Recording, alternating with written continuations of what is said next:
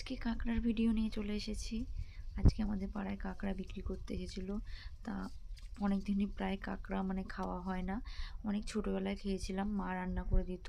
তা আজকে বর কাঁকড়া খেতে খুব ভালোবাসে, তাই বর কাঁকড়া কিনলো। তা কিন্তু কাঁকড়া ছাড়াতে বসে পড়েছি। বর দেখো কাঁকড়া ছাড়াচ্ছে। কাঁকড়া ছাড়াতে খুবই টাফ। কাঁকড়াগুলো দেখো এখনো জ্যান্ত আছে, হাতে কামড় দিয়ে দিচ্ছে ওদের তুলতে গেলে। বর অনেক কষ্ট করে কাঁকড়াগুলো আমাকে ছাড়িয়ে দিয়েছে, দেখো ভালো করে পরিষ্কার টরিষ্কার করে ধুয়ে ছাড়িয়ে দিয়েছে। তারপর আমি রান্না করতে চলে আসলাম। পেঁয়াজ কুচি, আদা রসুন পেস্ট, টমেটো পেস্ট আর জিরে গুঁড়ি, লঙ্কা গুঁড়ি, কাশ্মীরি লঙ্কা, হলুদ, ধনে গুঁড়ি। প্রথমে কড়াইতে তেল গরম করে কাঁকড়াগুলোকে ভালো করে ভেজে নেবো নুন আর হলুদ দিয়ে। দেখো এখানে প্রায় ভাজা হয়ে এসেছে লাল লাল করে।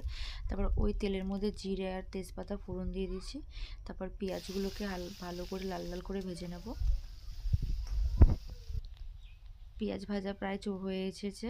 তারপর হলুদ আর আদা, জিরে, রসুন এর পেস্ট, লঙ্কার গুঁড়ি এগুলো সব দিয়ে দিলাম, টমেটো পেস্ট দিয়ে দিলাম।